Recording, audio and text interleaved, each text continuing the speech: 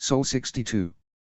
So, I think it's officially safe to say that I was wrong and you were right, Mark admitted through chattering teeth, while driving the rover around the hab in an aimless circle.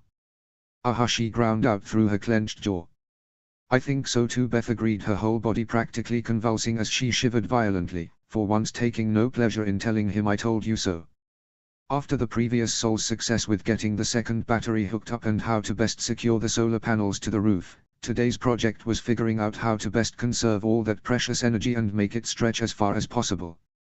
The math told them that simply running the rover's heater all day would suck nearly half their available power every charge, and that kind of loss margin simply wasn't acceptable if they wanted to make it to us 4 in a reasonable time frame. Mark had been convinced that their combined body heat inside the insulated cab of the rover would be enough to keep them warm on their journey to Schiaparelli. Beth hadn't been as sure. And so of course an experiment and a sideline bet had been in order. So they went for another ride, just like they did the day before, this time with the heater off. Mark had initially thought to disable the heater from the onset, but Beth convinced him to at least turn on the heat for a few minutes until the cab was a comfortable temperature, giving the rover's insulation a fighting chance. She still didn't think it was going to be enough, but she figured it would give them a good idea of how quickly the temperature dropped as the heat leached through. And at first it wasn't so bad. They had both worn extra layers underneath their EVA suits in anticipation of cooler temperatures, and the rover did in fact make an admirable attempt at keeping the residual heat in.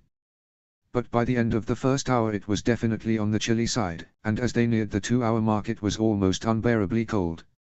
As per the terms of their wager that morning, Beth was now another $5 million Martian dollars richer, but right now all she wanted to be was warm. I can't feel my face, she complained, covering her numb nose with her EVA suit's gloves, which she had put back on half an hour prior in a futile attempt to regain feeling in her tingly fingers. There's no way we could do this long term. The fact that he could see his breath with every exhale only further confirmed that she was right. That's it. I can't take it anymore, I'm calling it, he announced, lunging for the heater control and turning it back on with a flick of a switch, much to Beth's relief. Let's just go home and we'll try to figure out a new solution from there, he said sulkily. As he steered the rover back towards the hab, Beth could see the funk he was already settling into. Disappointed his idea didn't work and they had to go back to the drawing board. The laws of thermodynamics strike again, she cried dramatically, trying to joke him out of his bad mood before it could stick. It worked. Damn you, entropy, he joined in, shaking a fist at the ceiling. Despite the heater going full blast, the rover was only just starting to warm up when they pulled up in front of airlock 3. Barely waiting to make sure Mark was keeping up, Beth made a mad dash from the rover to the hab, wanting nothing more in that moment than to be warm again. Once the airlock finished cycling, she stripped out of her EVA suit, leaving it in a pile on the floor before dashing once more, this time into their bedroom. She practically dove into her bunk, burrowing under a pile of blankets while she waited for her frozen extremities to thaw. For his part, Mark took the time to store his EVA suit properly and took care of Beth's as well before going to track her down. Walking into the bunk room, he actually didn't see her at first, mistaking the lump on her mattress for the usual mass of blankets sitting on her perpetually unmade bed. Hey Beth, you planning on coming out anytime soon, or should I just talk to the lump? He asked, amused. There's no Beth here, she said, her voice muffled through the various layers of fabric. Only blankets. A startled laugh burst from his chest. Excuse me. There was a Beth here, but the blankets accepted her into their society as one of their own, she added in explanation. This is her life now. But she wishes you the best of luck on your continued existence as a non-blanket being. Mark laughed again, shaking his head. She could be so weird sometimes, but he couldn't help but love that about her. If nothing else, it certainly kept things interesting. That seems like a valid life choice, he said with faux seriousness. Actually, he continued, a shit-eating grin crossing his face, maybe I'll join you. Beth knew that tone and she did not like what it meant. Don't you dare, she exclaimed as she immediately started scrambling to extricate herself from the tangle of blankets she had wrapped herself in. But it was futile as he flopped right onto the pile she and the blankets made. Uff, she exhaled heavily when he landed on top of her. For fuck's sake, Watney, get off. You weigh a frigging ton. He might have actually listened to her if she hadn't been laughing so hard. What, I can't join your blanket party, he asked with an innocence that no one would have believed had they been there to witness it. Oh my God, why is this my life? She grumbled as she tried to shift out from underneath him, but not having much success, pinned as she was by her cocoon of blankets and Mark's weight. You know, that's not the first time a woman I'm in bed with has said that to me, he joked self-deprecatingly. I hate you right now, Beth laughed as she stopped struggling wildly and started shifting more strategically under the blankets.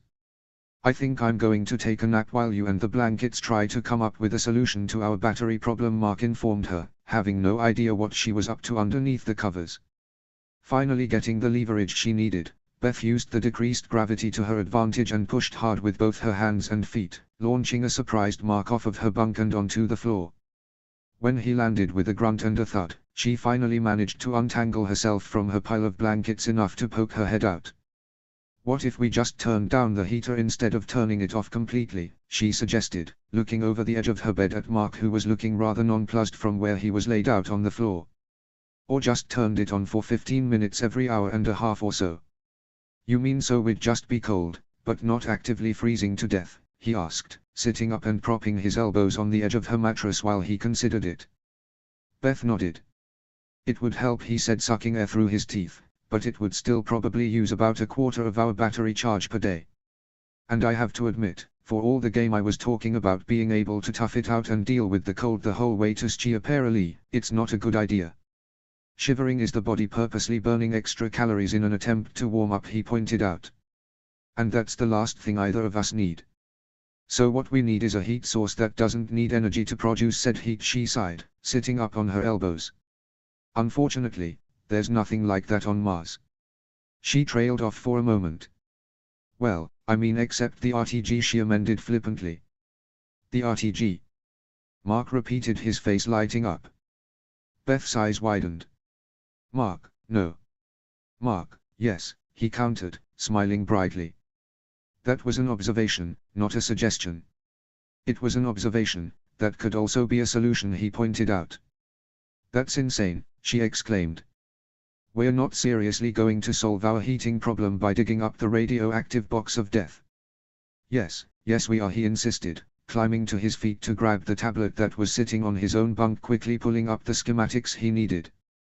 The RTG contains 2.6 kilograms of plutonium-238, which would make it our own personal radioactive 1500 watt space heater, he read off as he crossed back to Beth's bunk perching on the edge next to her hip. The key words in that sentence being plutonium and radioactive, she replied pointedly. And we don't even know where it is.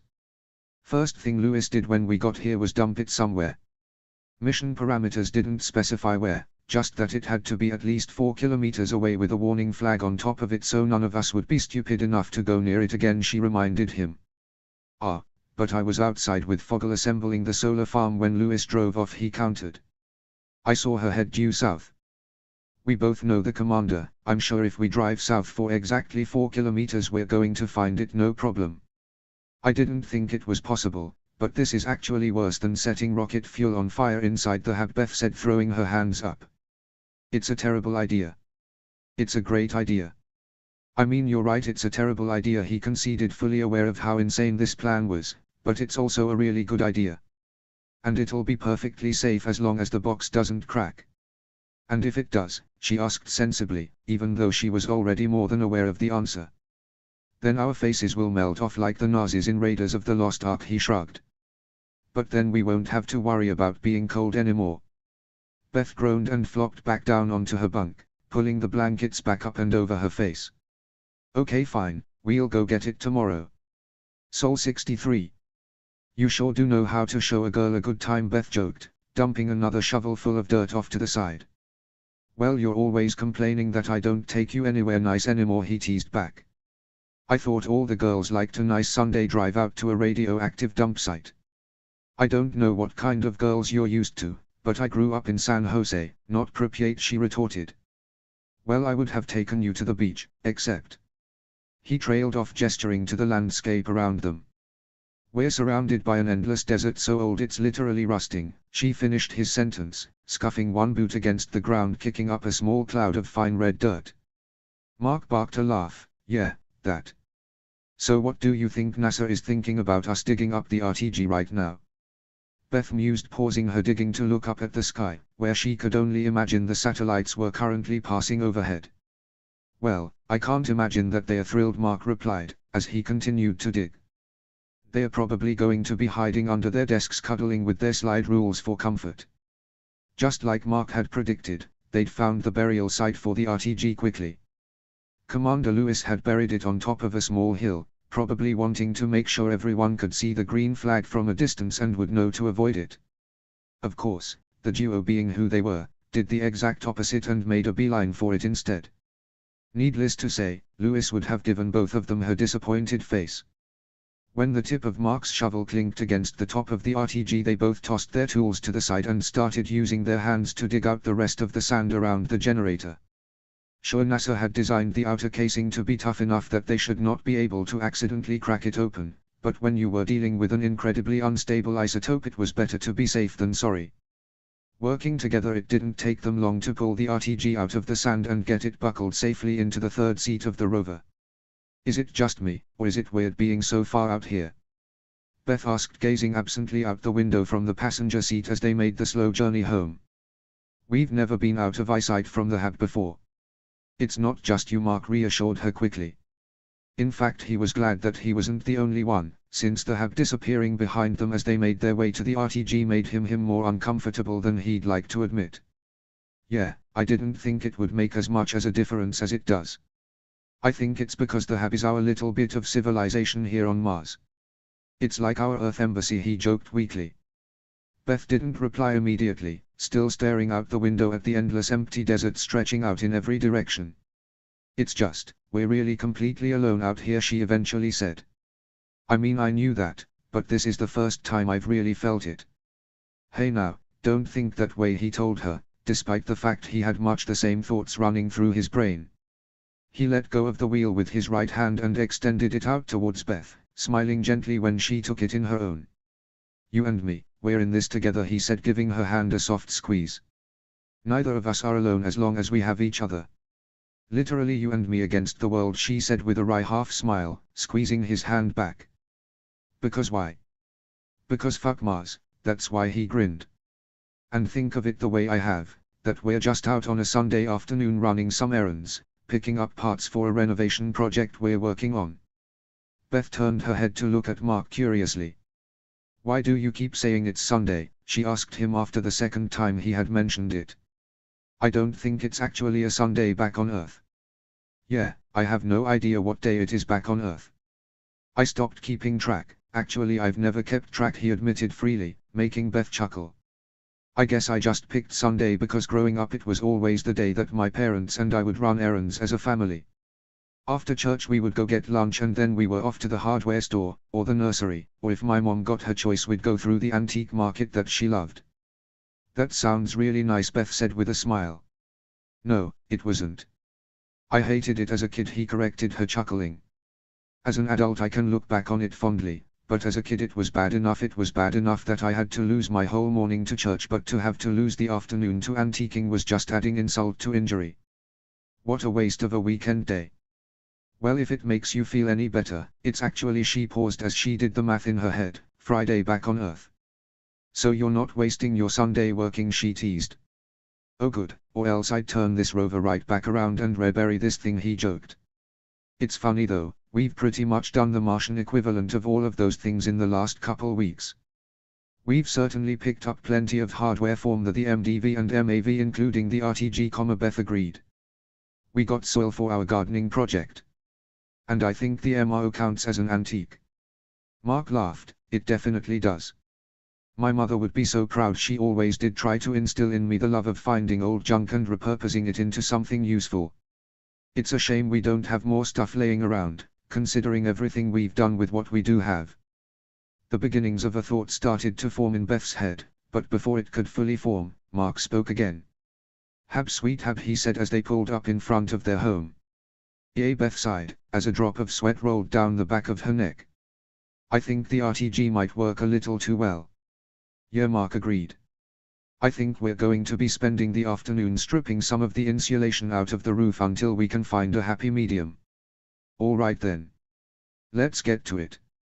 Sol 64. Beth couldn't sleep. and it was more than her usual night owl tendencies. It was well past midnight and Mark had been asleep for hours, but she just couldn't get her mind to shut down. There was an idea teasing, forming at the edges of her consciousness, but every time she tried to grasp at it, it shot further out of reach. Sighing, she flipped over in her bunk, punching at her pillow a few times before flopping heavily onto her stomach.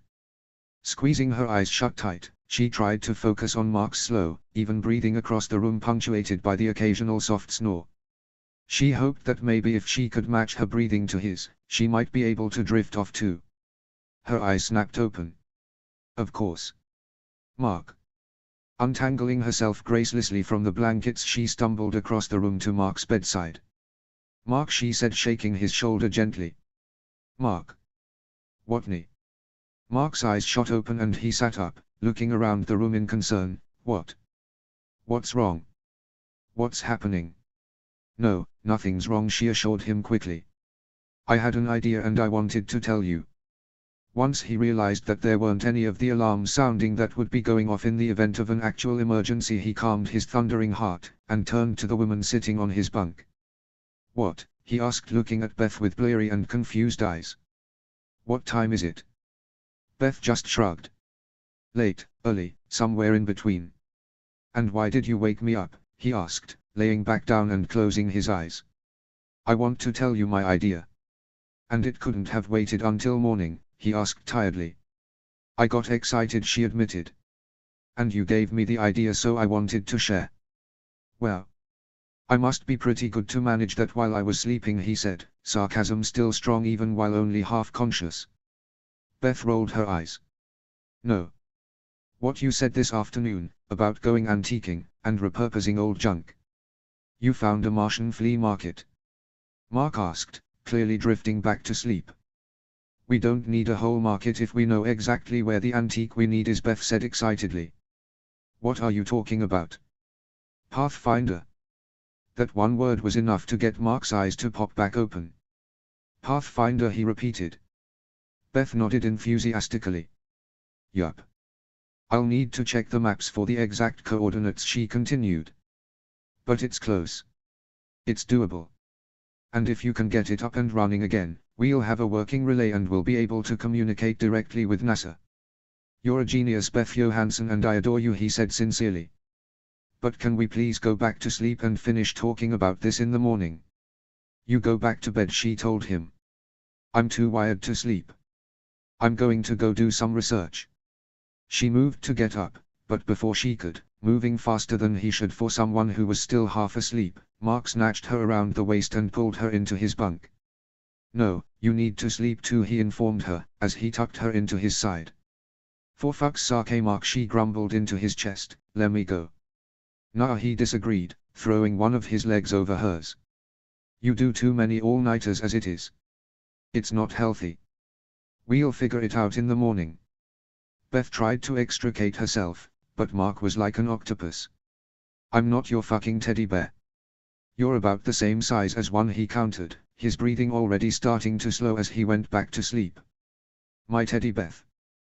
Beth snorted and rolled her eyes. This was the second time in as many days that she'd found herself in this predicament. She knew she could get away if she really wanted to. As ticklish as Mark was, one well-placed poke to his side and he would push her out of his bunk as fast as he had pulled her into it. But for all that she'd done it to him last time, she didn't really want to get shoved onto the floor, and sleepy Mark was so warm and snuggly. It was actually kind of nice. Her back was cold though, that wasn't as nice. She held out as long as she could, but eventually she tried to carefully untangle herself from Mark's grip without waking him so she could grab the blanket that had gotten tossed aside when he had pulled her into the bunk.